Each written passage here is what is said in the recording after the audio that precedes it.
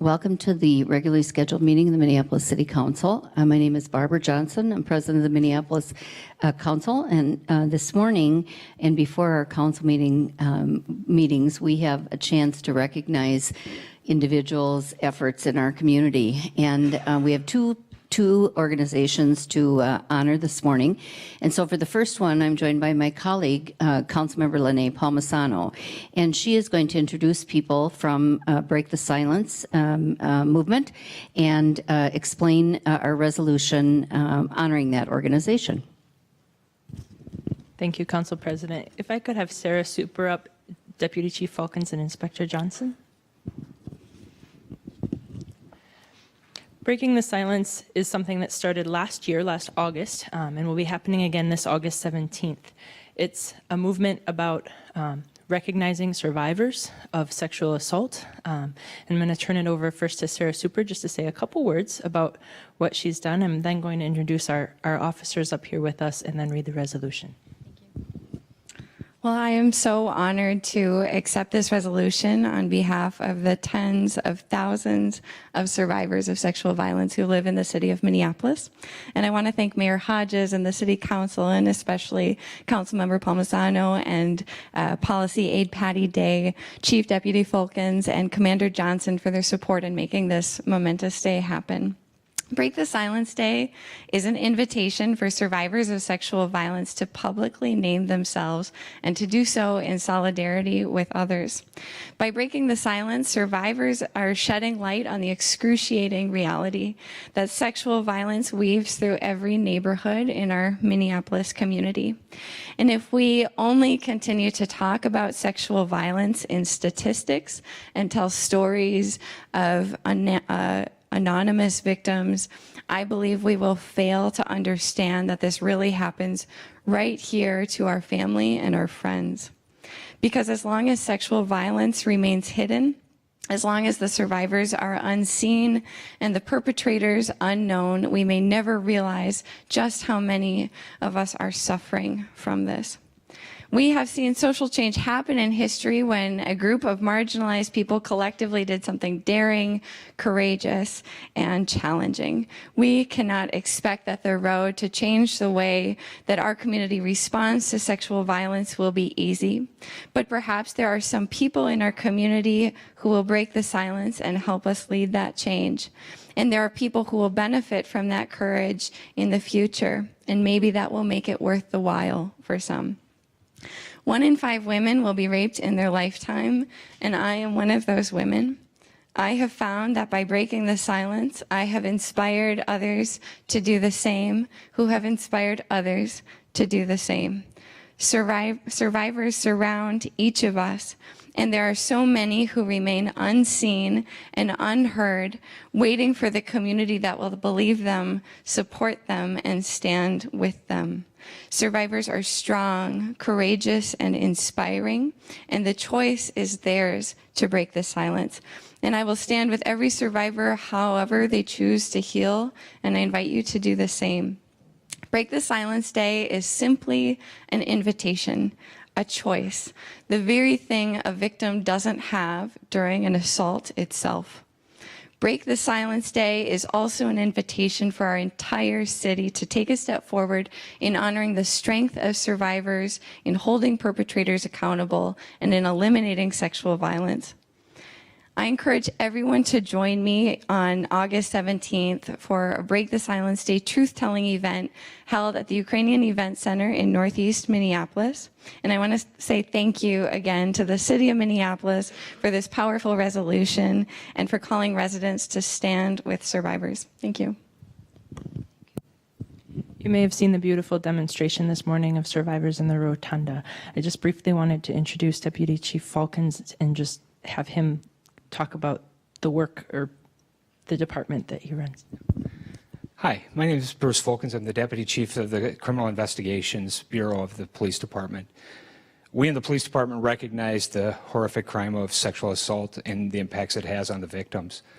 Break the silence in this resolution is going to be key and pivotal in making it okay to talk about this issue and hopefully lifting up the victims of sexual violence to come forward, report their crime, and do so with the confidence that we will look at that crime and try to hold those accountable. Thank you, and thank you for the work of our officers who sometimes have some of the first contacts with survivors and work hard on all the things they need to do to help us get convictions in this space. If I could just briefly read the resolution. Whereas the stories of sexual assault survivors deserve to be heard, believed, and respected, and nearly 1 in 5 women will be raped in her lifetime, and most survivors remain silent in the aftermath of their assault for fear of being blamed, shamed, isolated, or subject to retaliation. And whereas 97% of perpetrators receive no punishment for their crime, a lack of accountability that enables the perpetrator silences the victim and leaves our community at risk. And whereas silence protects the perpetrators draw on the universal desire to see, hear, and speak no evil. They will do everything in their power to promote forgetting by silencing or attacking the credibility of the victim.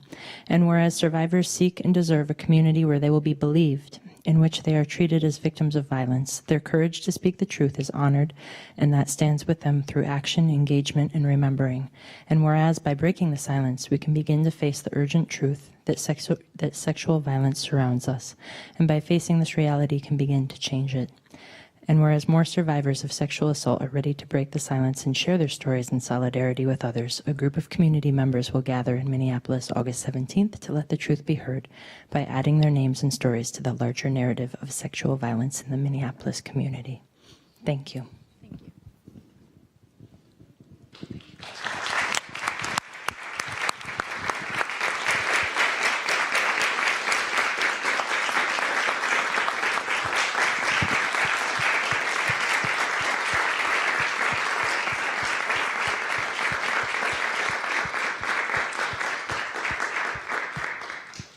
Our next resolution is honoring Sabathani Community Center for their 50th anniversary. And so I'm going to be joined by my colleague, the Council Vice President, Elizabeth Glidden.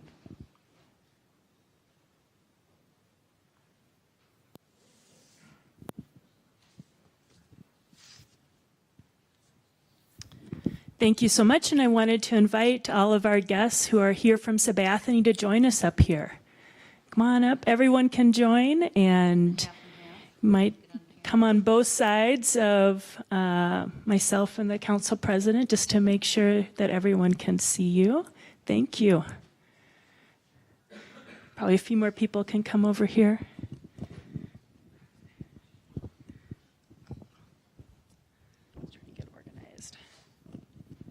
Well, I am so proud to be able to be here and help make sure that everyone knows that Sabathani Community Center is celebrating 50 years of service to community this year. It is a really momentous occasion. Sabathani Community Center, we often call Sabathani the heart of the 8th Ward, and we're so proud that this community center has been breathing life and heart into community for so many years.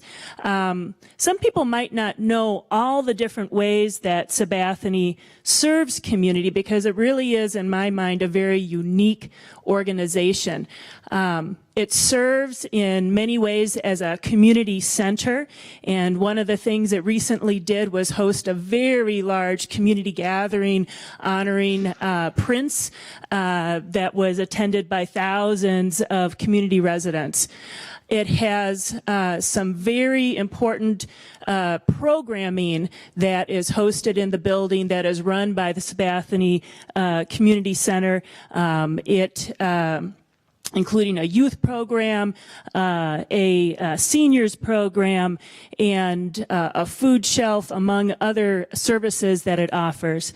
The other thing, though, is that it is host and owner of what used to be the Bryant Junior High School building. And this is a large facility. It is an older facility. It requires some special care, and it is there hosting many other organizations that provide services to community within their walls, including most recently a large service center for Hennepin County is also located in the Sabathani Community Center. So we are so proud. This is an organization organization, too, I want to say, when others reaching this age sometimes are struggling, this organization is looking for new ways to serve community. It has an active plan right now to build senior housing on the Sabathani campus. And I just received an announcement of redoing their existing playground space, which also serves somewhat as a community space through a grant from Target. So this is an organization that not only is strong in its service, but looking for how it can continue to serve community. So I'm going to read this resolution, and then I'll invite Cindy Booker, Executive Director, to say some comments and maybe introduce all who are here with her today. Resolution by the Mayor and the City Council honoring Sabathani Community Center on its 50th anniversary. Whereas Sabathani Community Center was founded in 1966 by concerned church members of South Minneapolis, and for 50 years has served with a mission to provide people of all ages and cultures with the essential resources needed to improve their lives and create a thriving community. And whereas Sabathani Community Center has been a long-standing community pillar providing support for the African American community since its inception in 1966 and still remains a humanistic force after 50 years of service. And whereas Sabathani Community Center's vision is to be a vibrant leader with strong partnerships in a community where people of all ages and cultures are able to live, learn, work, and play in a healthy and safe environment. And whereas Sabathani Community Center's programs empower the Twin Cities community through basic needs service, health services, youth programs, and senior programs, and has for many years been one of the largest food shelves in the Twin Cities. And whereas Sabathani Community Center serves tens of thousands of families each year, and as of 2015 served upwards of 30,000 individuals through its programs, 8% of the city of Minneapolis's population. Now, therefore, be it resolved that the City Council of the City of Minneapolis does hereby declare the 22nd day of July 2016 to be Sabathani Community Center Day in the City of Minneapolis in honor of its 50 years of outstanding contributions to the City of Minneapolis, the State of Minnesota, and the United States of America. Thank you and congratulations.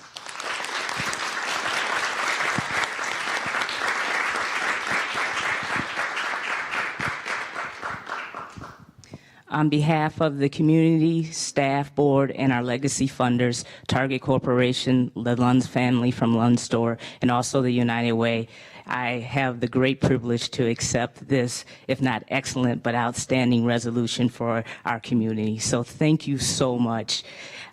As the executive director, I always get to have the fun parts about going to different meetings, meeting different people, but the people standing with me today truly do the work every day. And so I'm going to turn it over to a couple of people, and then we'll introduce everyone. But the man on my right here, he has been with Sabathani for a very long time.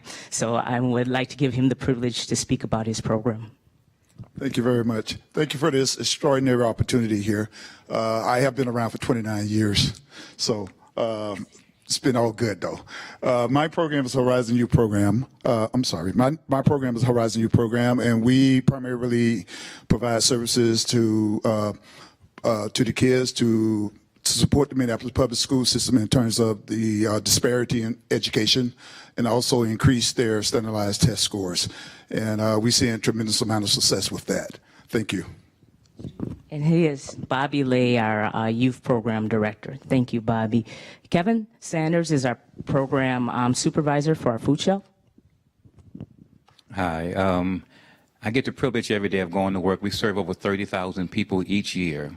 Take care of all their basic needs, whether it be food, clothing, all the way down to little whatnots on your shelves. Whatever you need, we try and provide it for you. And thank you for this great day that we have. And sometimes when you work at a community center, you have numerous positions. Kevin's one of those people that has two. He's also our one of our trainers for our training program. And we have Larica Barber, who will tell you a little bit more information about our training program. Larica? Thank you for having us today. It's an honor to be here. We offer a forklift training program and a cash management program. We have served 149 families and households, and 80% of that have gotten higher payer jobs up to $18 an hour. And that's something we're very proud of.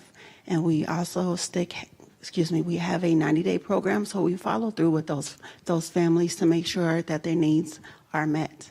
Thank you. And I'll give the rest of the team the opportunity to introduce themselves. I would also like to just point out Zinyatsi, who probably has 5 jobs at the center. So don't go over all of them, Zinyatsi, okay? Just take it down. Hi, I'm Zanyatsi. I'm the Youth and Family Resource Coordinator at Sabathani. I also do other things too. Hi, my name is Leslie Cervantes, and I do a lot of different things too at Sabathani. There's no specific title, so I'll pass it on. Hi, my name is Jesus Dominguez. I'm the facility manager at Sabathani. I'm Catherine Nelson. I am in development and partnerships. Larika Barber, Family Resource Coordinator. We have Chai, and I would just like to point out Catherine's in charge of at least for our funding, so she probably brings in about $1.5 million a year for us, so we really appreciate everything she does. Chai? My name's Chai Yim. I'm DIT at Sabathani. Thank you again. Okay. Thank you very much. Let's get a picture with the resolution.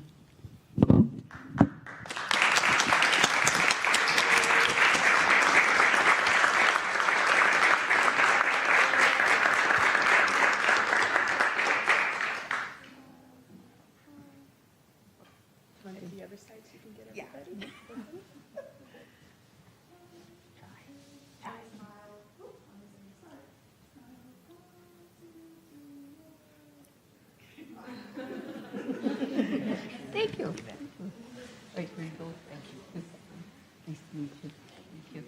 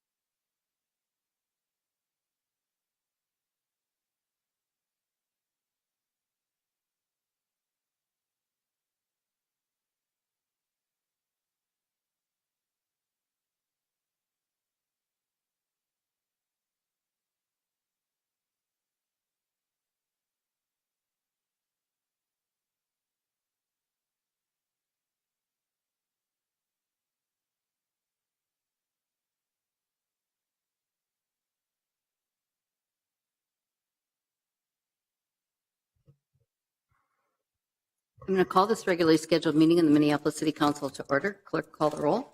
Councilmember Wright. Here. Bender. Here. Glidden. Here. Yang. Here. Johnson. Here. Quincy. Here. Warsami. Present. Goodman. Present. Fry. Here. Palmisano. Present. Gordon. Here. Kano. Here. President Johnson. Here. There are 13 members present.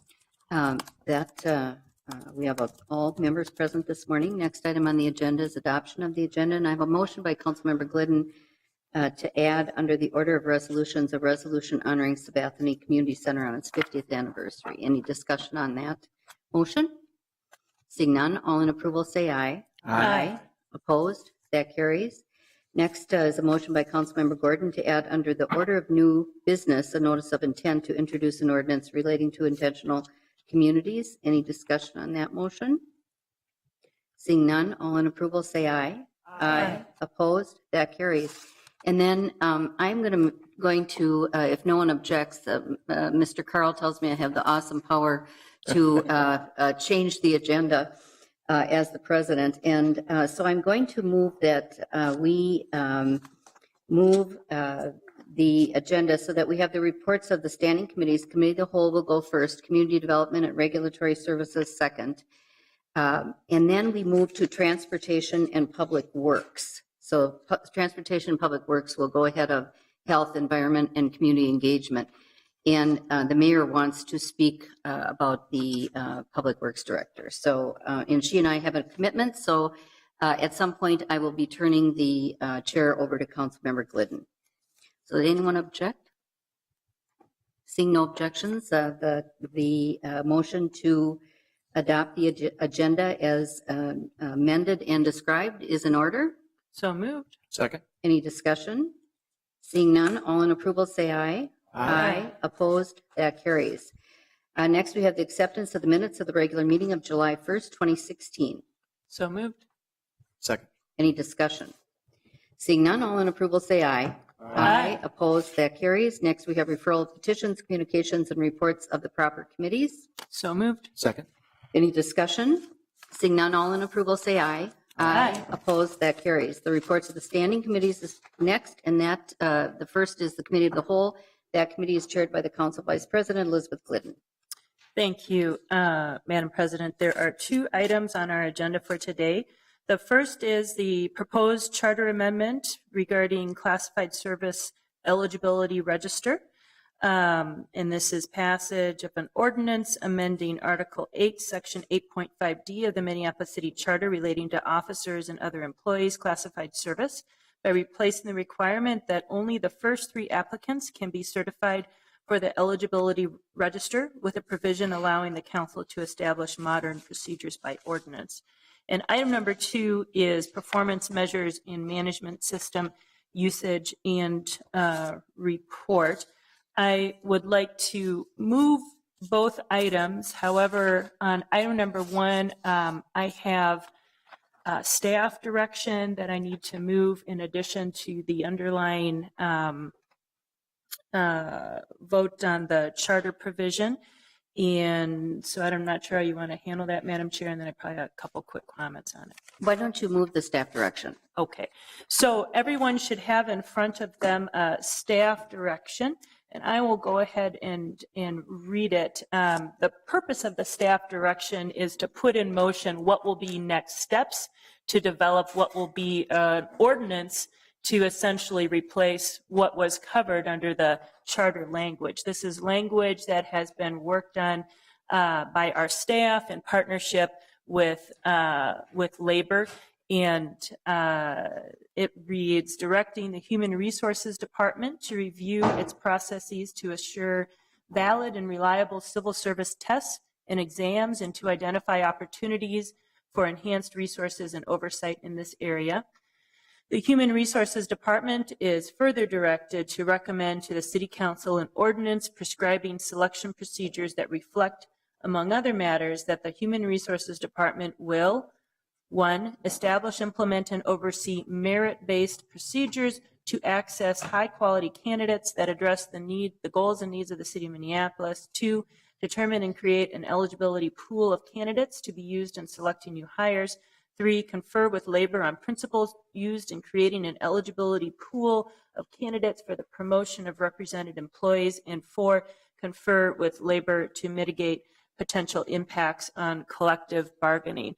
And just the one additional comment that I wanted to add, because we have had some questions about this, is just clarity that for collective bargaining agreements that address selection procedures, the collective bargaining agreement essentially supersedes anything else, and that remains in force while that collective bargaining agreement is in force. And so I know there have been some questions about how does that work, and so I wanted to make sure I made at least a comment about that. So I will move the staff direction, and do I need a second on it? Councilmember Glidden has moved the staff direction. Is there a second? Second. Okay. Any discussion? Seeing none, all in approval say aye. Aye. Opposed? That carries. And if I could And just on make item 1. a quick comment. Go ahead. And then on item number 1, I just wanted to make a couple of comments. This is an important change. It is a change, quite honestly, that has been discussed at the city for many years, well over a decade. Essentially brings our hiring practices more into the 21st century and in accordance with how many other large jurisdictions handle their hiring practices. We have been using the rule of three since before human resources was actually a profession. So again, that kind of says to you, we are an old jurisdiction. Minneapolis is an old jurisdiction, but sometimes you need to review your processes and procedures and make sure that you're reflecting the best desires of your organization. We also know that using the rule of three puts a lot of emphasis on testing and what you're able to determine about candidates and their qualifications from testing. Over-reliance on testing means that you are not emphasizing enough qualities that are not easily understood by testing procedures. And some of our speakers at the public hearing talked about some of those qualifications. They include things like some of your communication skills, your cultural competency, and more.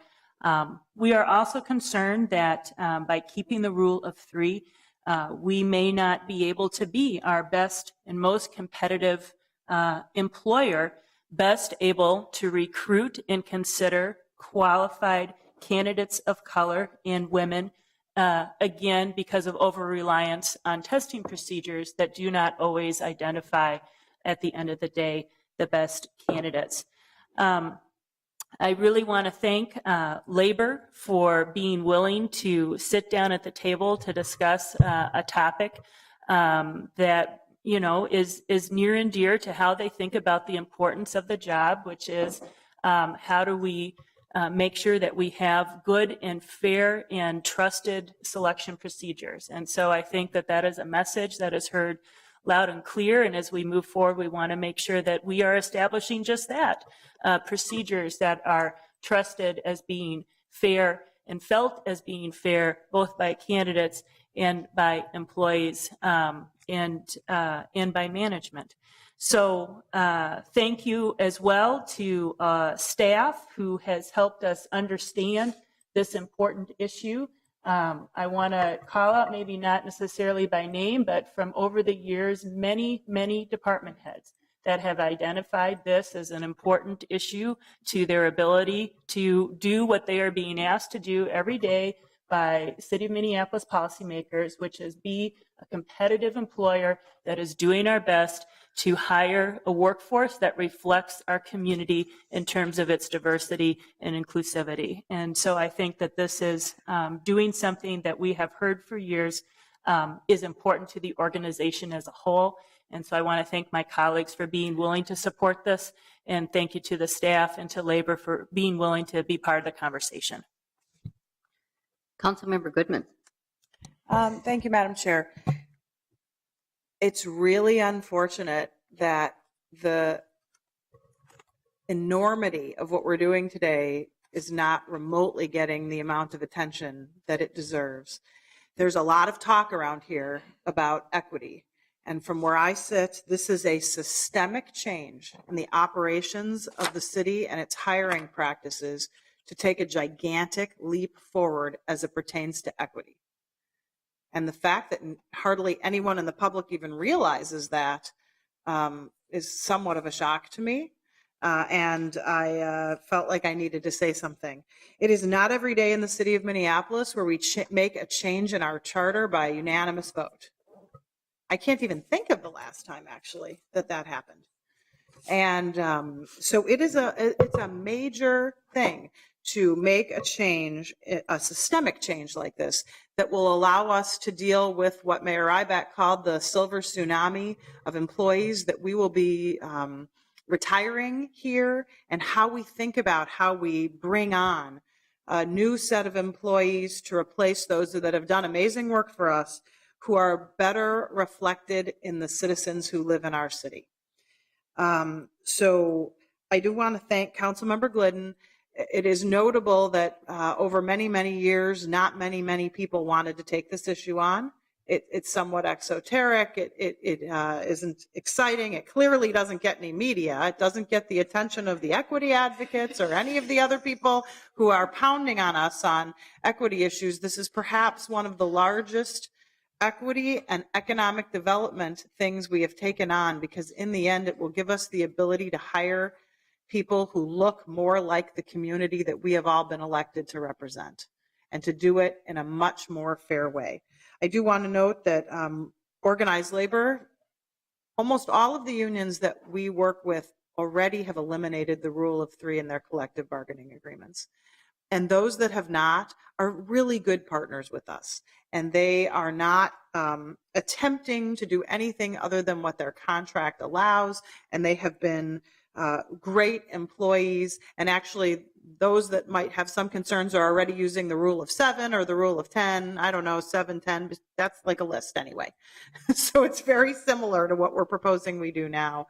But I do want to note that organized labor has been super cooperative. They want to hire the best employees too. They are very concerned about the future of their workforce and what it looks like. And they are concerned about unemployment in our city and how that affects economic development. So I want to thank organized labor for their help on this. And just note, I don't know, maybe someone else can remind me if this group of people has actually taken a 13-0 vote to make a charter change. I don't believe so.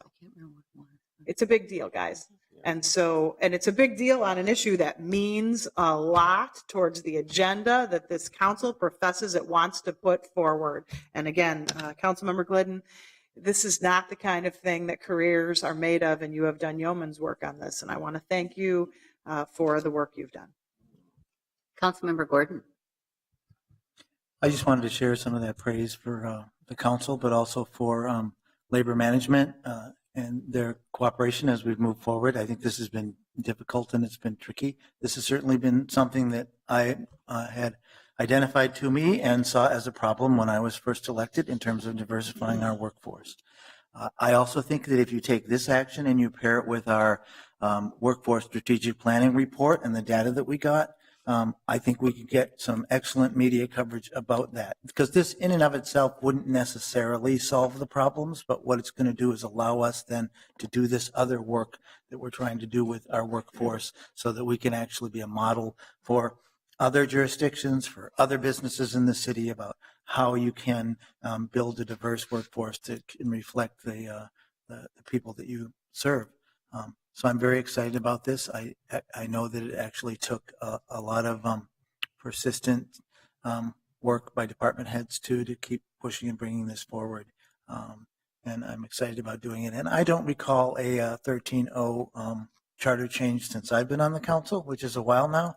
In fact, I think I recall one that might have been 13-0, but I wasn't willing to go along with it. So this is pretty significant and pretty dramatic. Councilmember Palmisano.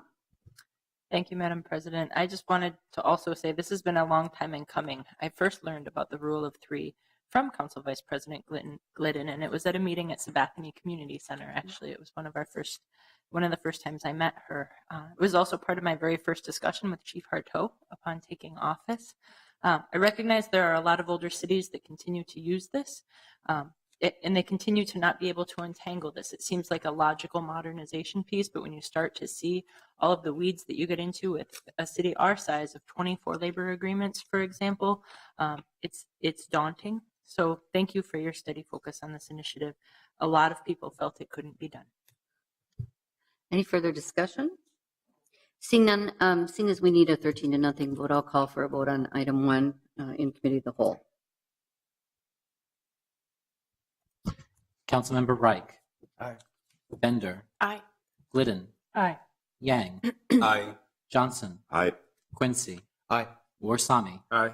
Goodman. Aye. Fry. Aye. Palmisano. Aye. Gordon. Aye. Kano. Aye. President Johnson. Aye. There are 13 ayes. That item is adopted. On item 2 then, Councilmember Glidden.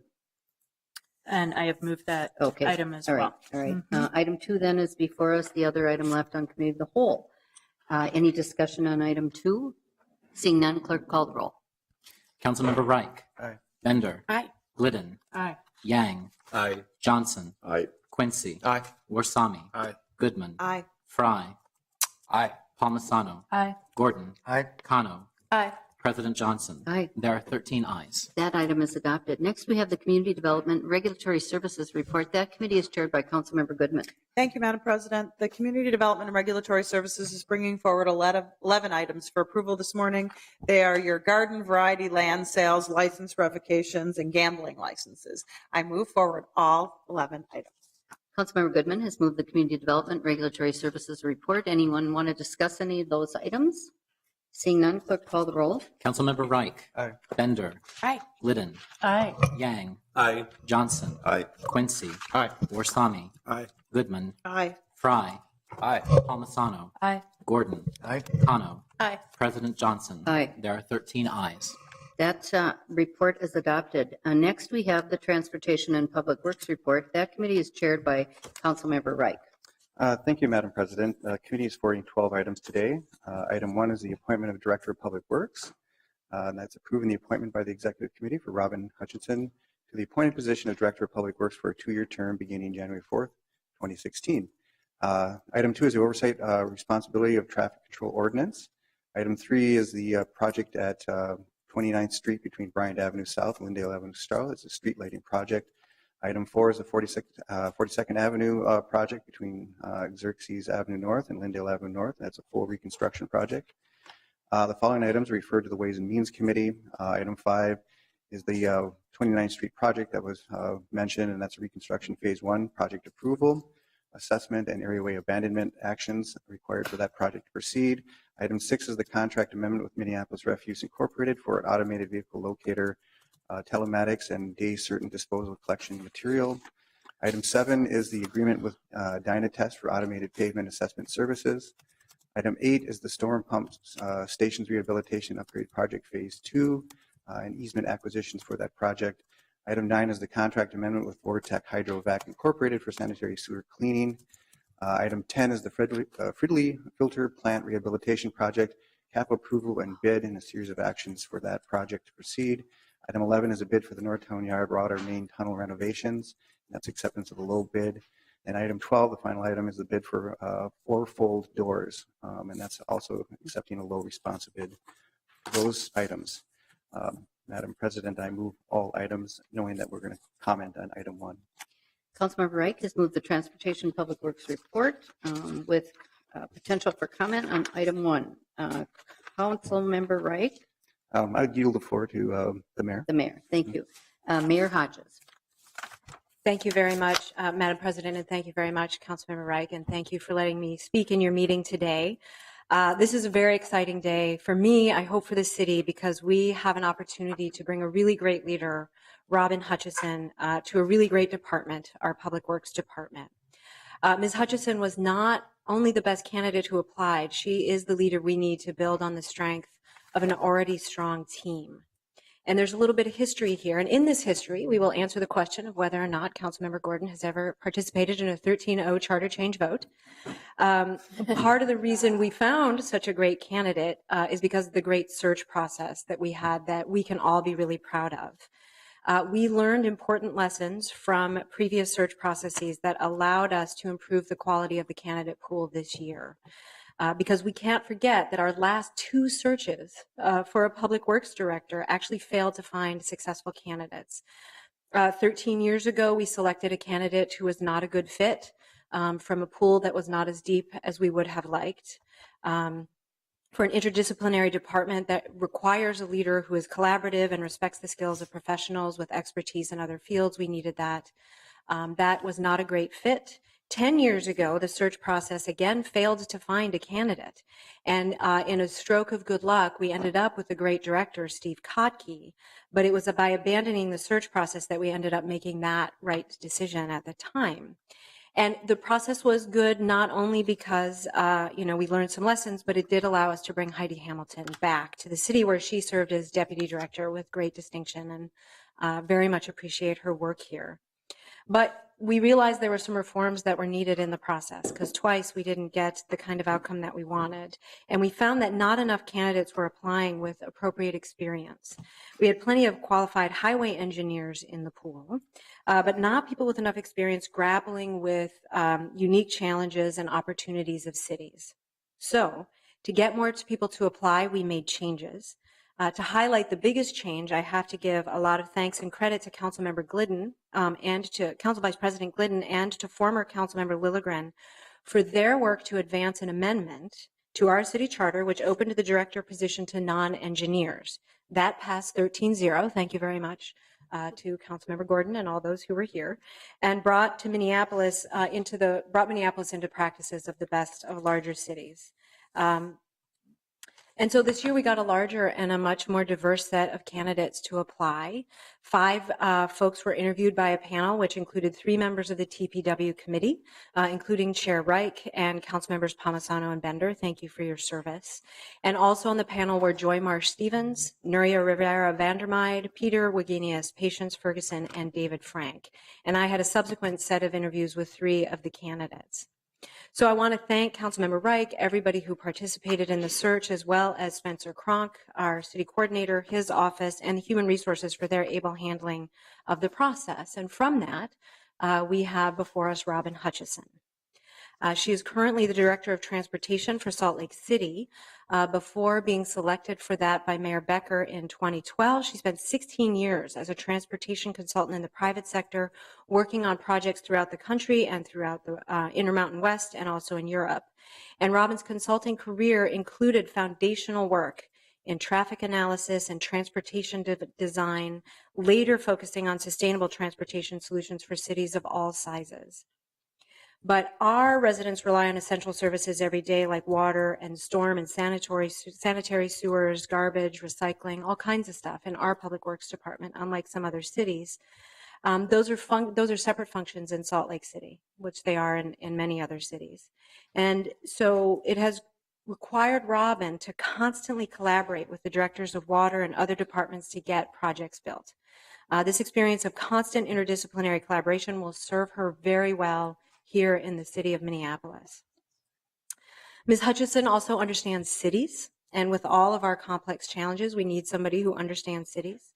She understands the need to build relationships and balance competing interests, which is key, especially in a horizontal structure like we have. She works well with council members, business leaders, neighborhoods, advocates, and city employees. And Ms. Hutchison is not looking for innovation's sake, in her own words, but prefers to use proven strategies and data-driven solutions. Ms. Hutchison has earned a reputation as a practical innovator who gets things done around the country. She's outgrown her current role and has been recruited by other cities.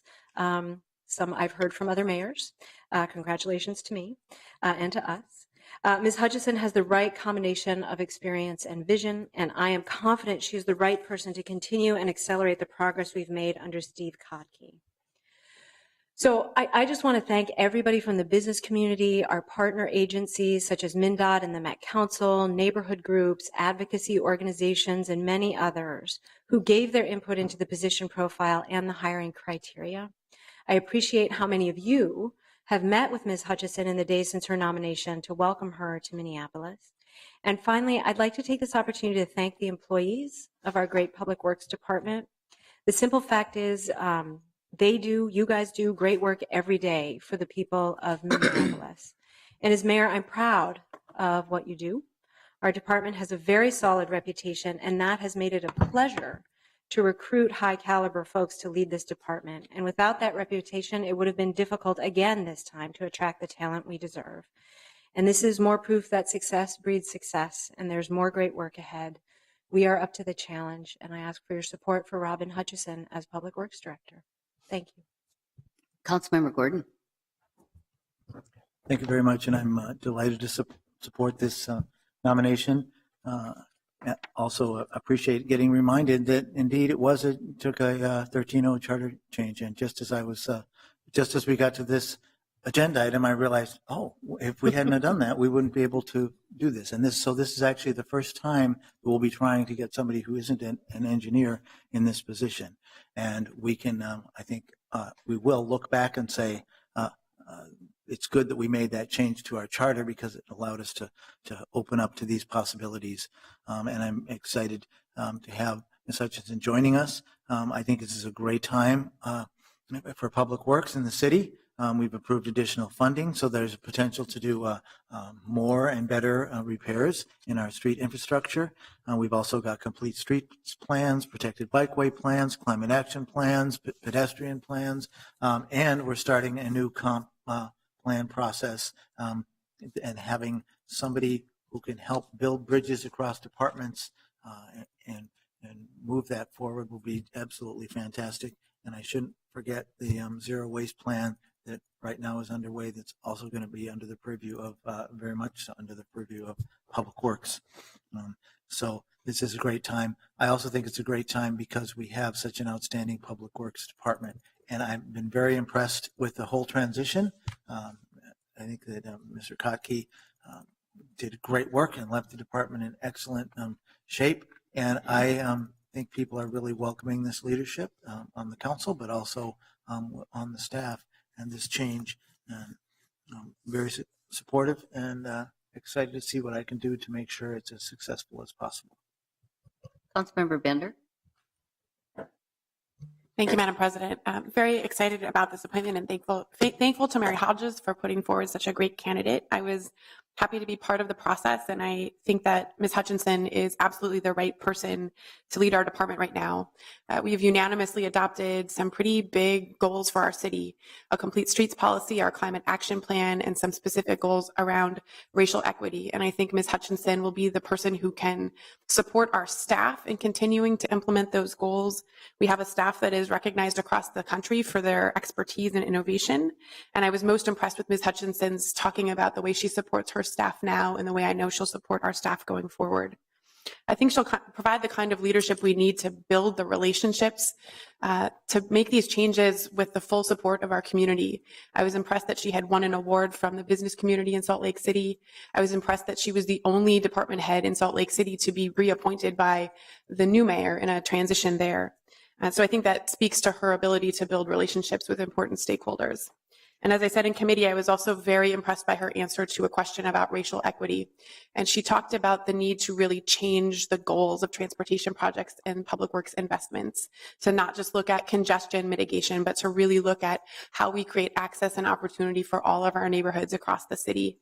So again, I think Ms. Hutchinson is just a really exciting addition to our city enterprise. I'm looking forward to working with her. And I will just add, maybe on a lighter note, that maybe some of my colleagues will be relieved that she told me that I would be disappointed by her at some point or another in her tenure. So I think she has a nice balanced approach that she'll bring to our city. I'm excited to work with her. Councilmember Bright. Thank you, Madam President. I think the comments that have been made have been pretty exhaustive of the talent that we are about to appoint and accept here. The mayor framed it very well in terms of the process, the strength of the department to attract talented people who wanted to work for the city of Minneapolis, and that's reflective in the outcome today. For those who weren't at the committee when we heard from Ms. Hutchinson and had heard from the testimony, it was pretty glowing. I mean, there was a lot of testimony that came forward from our community to suggest that this was a very strong candidate and a very promising leader to join our city enterprise. But I've had opportunity to be at several forums, transit-related forums in the last couple months, and just the news that this was we're going to have this choice of this talented person.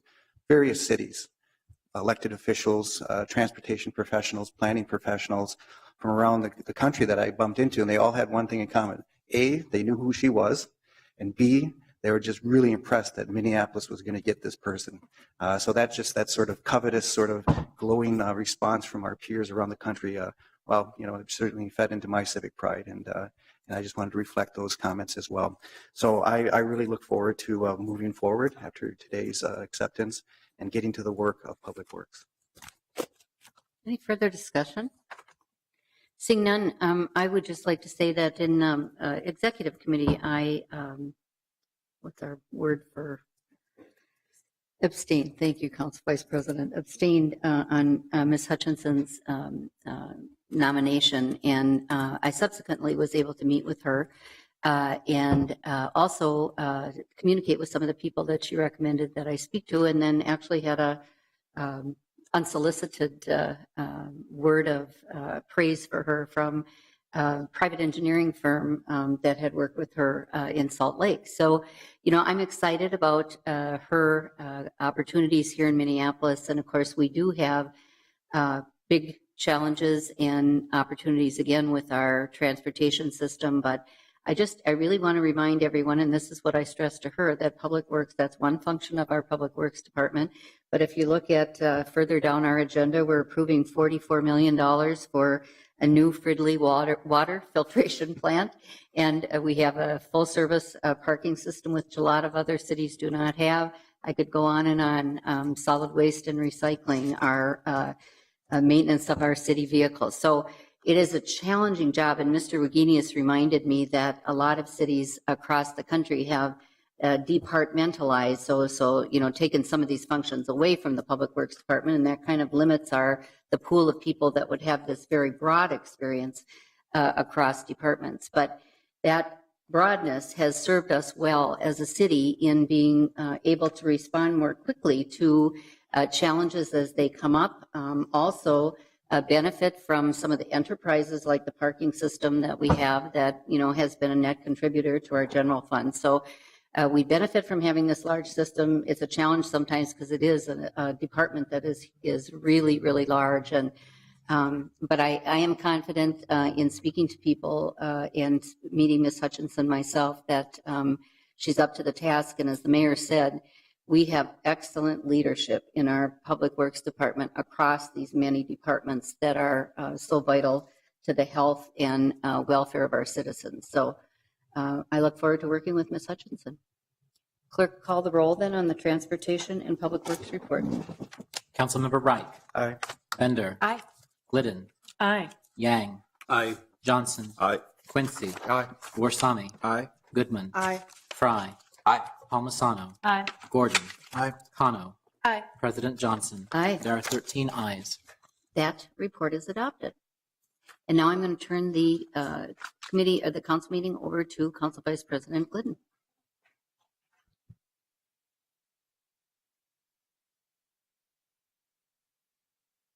I'm asking for the cheat sheet notes on the meeting. So next, I believe we have the Health, Environment, and Community Engagement Committee with its chair, Councilmember Gordon. Thank you very much, Madam Vice President. The Health, Environment, and Community Engagement Committee is bringing 10 items forward for approval today. The first item is approving City Council appointments to the Neighborhood and Community Engagement Commission and confirming one mayoral appointment. I'll have a small amendment for that item. The second item is approving the City Council appointment of Donald Warnecki from Ward 5 for the current term ending December 31st for the Homegrown Minneapolis Food Council. The third item is confirming another appointment. This is the mayoral appointment of Evan Henspeter for a 2-year term beginning January 1st on the Minneapolis Advisory Committee on People with Disabilities. Fourth item is approving our One Minneapolis Fund allocations, totaling $182,000 for the 2016 One Minneapolis Fund. It's being spread out across 10 different organizations. I won't read those, but I'm happy to if any council member would like me to. The fifth item is a staff direction regarding using waste tires as ground cover on children's outdoor play areas, requesting that the Public Health Advisory Committee and the Community Environmental Advisory Commission study and make recommendations regarding the use of this material, and also that staff support that work. The sixth item is some staff directions that came out of the Neighborhood Programming and Support Audit Report.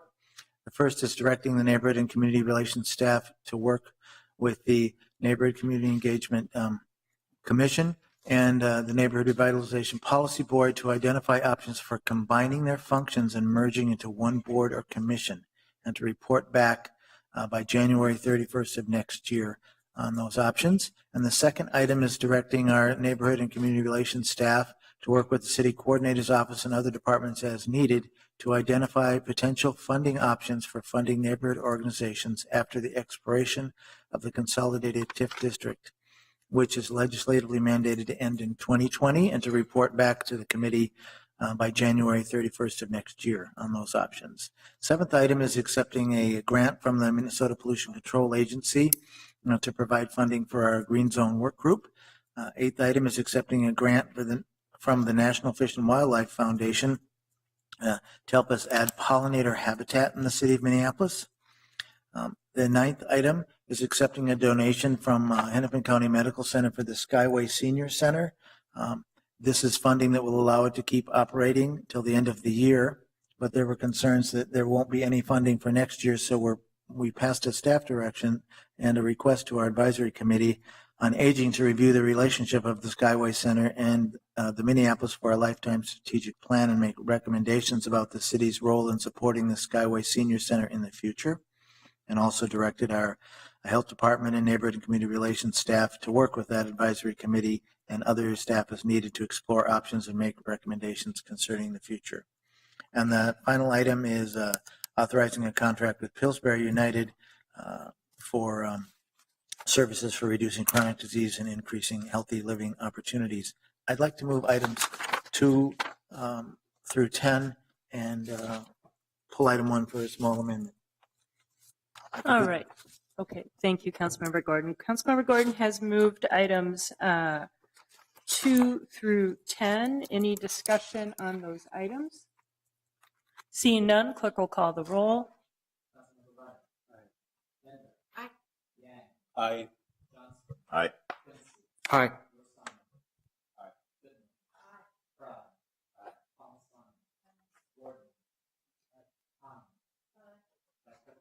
Aye. Councilmember Gordon, item number 1, please. Thank you, and you should have this motion in front of you. It's when we moved the reappointments to the neighborhood and the new appointments to the Neighborhood and Community Engagement Commission, we moved them all as 2-year terms and discovered that actually one of them is should have been a 1-year term because of somebody's resignation. So I'd like to move that the term length for the appointment of Sharon Bean be amended to read for the remainder of the current term ending June 2017.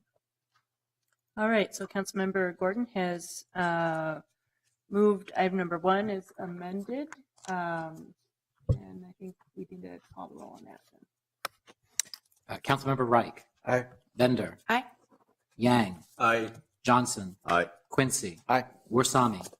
Aye. Goodman. Aye. Fry. Aye. Palmisano. Aye. Gordon. Aye. Kano. Aye. Vice President Glidden. Aye. There are 12 ayes. Thank you. Next, we have the Public Safety, Civil Rights, and Emergency Management Committee with Councilmember Yang. Thank you, Madam Vice President. Today we have 5 items for approval. The first item is a funding increase for the Urban Scholars program for 2016. Second item is a contract with the GSA Great Lakes region to provide fire and emergency services at the B.H. Whipple Federal Building in Fort Snelling. The third item is a 2016 Community Partnership Grant with Centerpoint Energy for $2,500. The fourth item is a contract amendment with the Minneapolis Public Housing Authority for security services. And the fifth item is a grant amendment with the Minnesota Department of Homeland Security for bomb unit readiness. And I will move all items for approval. Okay. Councilmember Yang has moved all items for approval. Any discussion on any of those items? Seeing none, clerk will call the roll, please. Councilmember Reich. Aye. Bender. Aye. Yang. Aye. Johnson. Aye. Quincy. Aye. Warsami. Aye. Goodman. Aye. Fry. Aye. Palmisano. Aye. Gordon. Aye. Kano. Aye. Vice President Glidden. Aye. There are 12 ayes. Thank you. Next we have the Ways and Means Committee with Councilmember Quincy. Thank you, Madam Chair. There are 14 items on the Ways and Means agenda for your consideration. First item is a surplus property disposal policy and procedures. Item number 2 is an amendment to a legal settlement. Item 3 is a gift acceptance of travel expenses for a conference. Item 4 is a contract amendment with United States Mechanical for a contract closeout. Number 5 is a lease for Police Department Command Center. Number 6 is the 2016 second quarter gift and donation acceptance. Item number 7 is the contract amendment with U.S. Bank Elevon to add credit card reader services. Item 8, City of Minneapolis loan asset policy changes. Item number 9 is the contract amendment with Smart Data Solutions, contract amendment with Duncan Parking Systems, and accepting several low bids for citywide camera surveillance systems. Item number 12 is the appointed position of Deputy Chief Finance Officer. And items 13 and 14 are collective bargaining agreements. One is with the Plumbers Union Waterworks Maintenance Unit, and the other is for the International Association of Firefighters Local 82. I'd like to move all 14 items for approval. All right, Councilmember Quincy has moved all 14 items. Any discussion? Seeing none, clerk will call the roll. Councilmember Reich. Aye. Bender. Aye. Yang. Aye. Johnson. Aye. Quincy. Aye. Warsami. Aye. Goodman. Aye. Fry. Aye. Palmisano. Aye. Gordon. Aye. Kano. Aye. Vice President Glidden. Aye. There are 12 ayes. Thank you. Next, we have the Zoning and Planning Committee with Councilmember Bender. Thank you, Madam Chair. We have 7 items from Zoning and Planning. Item number 1 is denying an application for a right-of-way vacation on 23rd Avenue Southeast. Item number 2 is denying an application for a right-of-way vacation on a portion of 4th Street Southeast. Item number 3 is approving an application for a vacation of a portion of Union Street Southeast. Item number 4 is approving an application for a vacation of part of Pleasant Street Southeast. Item number 5 is a right-of-way vacation for a portion of Walnut Street Southeast. Item number 6 is a rezoning for 600 Washington Avenue Southeast, a beautiful new building next to Moose Tower that will have 438 dwelling units and a little over 10,000 square feet of commercial space. And item number 7 is passage of an ordinance amending how we regulate the lot area for 2-family dwellings in R2 and R2B, restoring that to the same lot area as is required for a single-family home. And I will move all 7 items. I might make just a brief comment on items 1 through 5.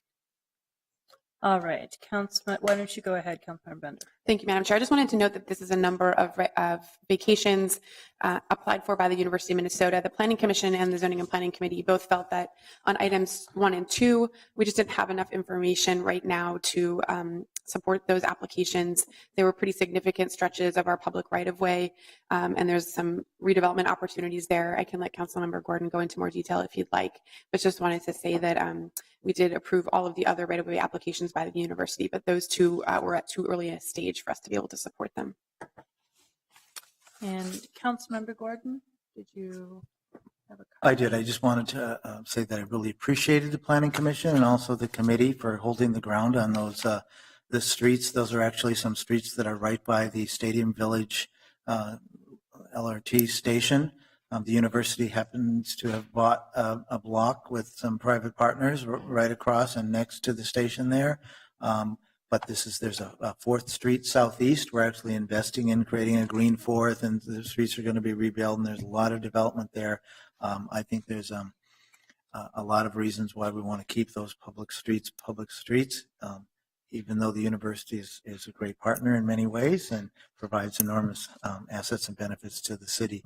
So I appreciate that we're careful, and when we look at when they come in and ask for easements and for us to vacate streets, that we're thoughtful about it. Thank you. All right, I'm not seeing any further comments, so the clerk will call the roll. Councilmember Reich. Aye. Bender. Aye. Yang. Aye. Johnson. Aye. Quincy. Aye. Warsami. Aye. Goodman. Aye. Fry. Aye. Palmisano. Aye. Gordon. Aye. Kano. Aye. Vice President Glidden. Aye. There are 12 ayes. Next, we have the Audit Committee with Councilmember Palmisano. Thank you, Madam Chair. The Audit Committee submits three things for your consideration this morning. The first is the Department of Community Planning and Economic Development Loan Life Cycle Management Audit Report, referring to you, the CPED loan audit report. The second is to direct staff to refer to the mayor this report recommendation for consideration in her upcoming budget process. The second is the IT PMO review memo, referring this to City Council. And the third is a PeopleSoft web portal security audit report, which was heard in closed session, and they asked you to consider, and so I move a staff direction to the city coordinator to help coordinate follow up on termination procedures for the city enterprise and to work on web portal considerations mindful of IT, human resources, and finance, specifically our payroll department. I move those items. All right, Councilmember Palmisano has moved all 3 items. Any discussion on any of those items? Seeing none, clerk will call the roll. Councilmember Reich. Aye. Bender. Aye. Yang. Aye. Johnson. Aye. Quincy. Aye. Warsami. Aye. Goodman. Aye. Fry. Aye. Palmisano. Aye. Gordon. Aye. Kano. Aye. Vice President Glidden. Aye. There are 12 ayes. Right. Next, we have the introduction and referral calendar. There is one item. It is a motion by myself to introduce the subject matter of an ordinance amending Title 20, Chapter 520 of the Minneapolis Code of Ordinances relating to zoning code introductory provisions for first reading, and referral to the Zoning and Planning Committee, opting out of the Minnesota statute that authorize temporary family health care dwellings, and unanimous consent is needed for this item. So all in approval, please say aye. Aye. Opposed? And that item is approved.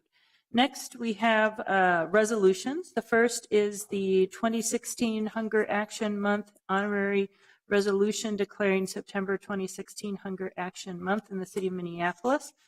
Any discussion? All in approval, please say aye. Aye. Opposed? That is approved. Next, we have the 2016 Stand Up to Cancer Telecast Day honorary resolution declaring September 9th, 2016 Stand Up to Cancer Telecast Day.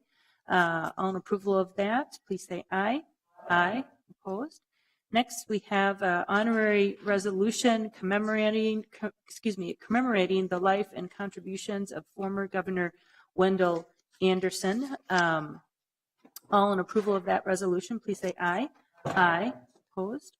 Next, we have the 2016 Break the Silence Day honorary resolution declaring August 17th, 2016 Break the Silence Day in the city of Minneapolis. All in approval of that resolution, please say aye. Aye. Opposed? Next, we have the Tour France Sister City honorary resolution commemorating the 25th anniversary of the Sister City relationship with Tour France. All in approval of that resolution, please say aye. Aye. Opposed?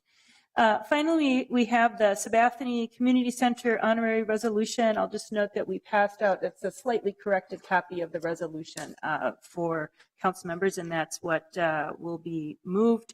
On approval of this resolution honoring Sabathani Community Center, please say aye. Aye. Opposed? And that item is approved. Next, we have new business. Item number 1 is selling and sorting on streets ordinance.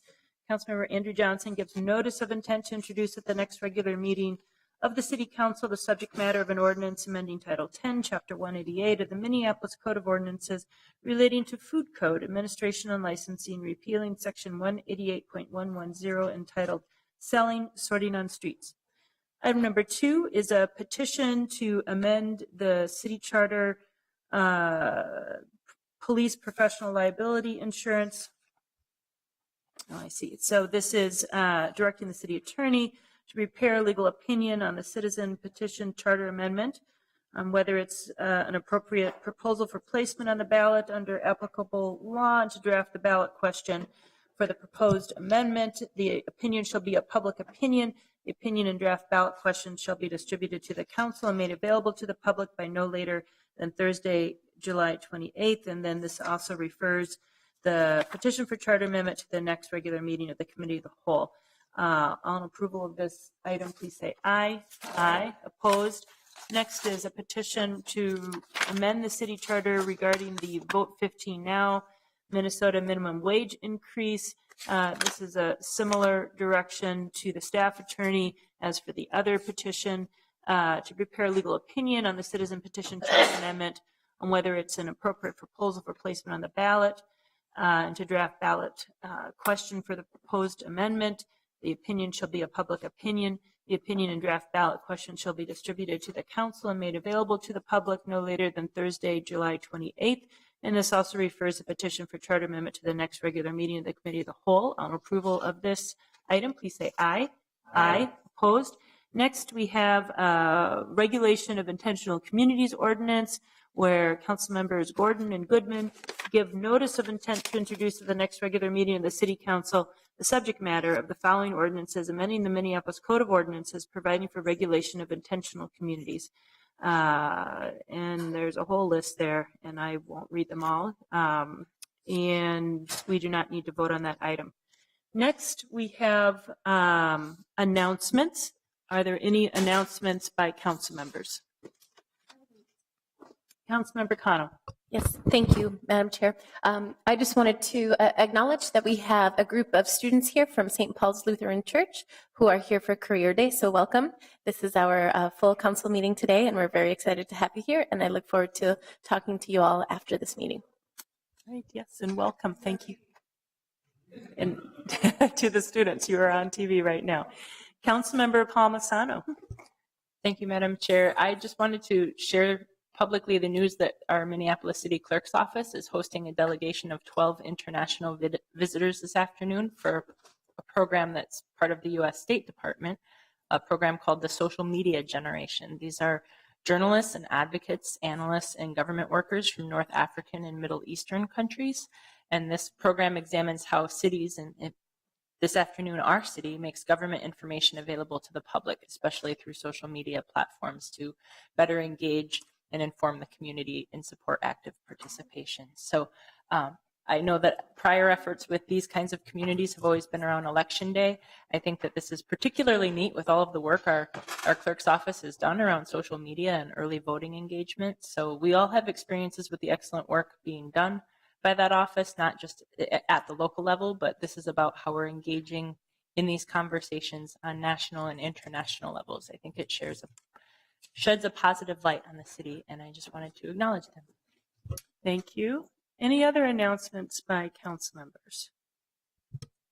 I am not seeing any. And I'm just looking to see if there's anything else I need to do. I'm not seeing anything else. So with that, I take a motion to adjourn. Move to adjourn. Second. All in approval, please say aye. Aye. Opposed? And we are adjourned. Thank you.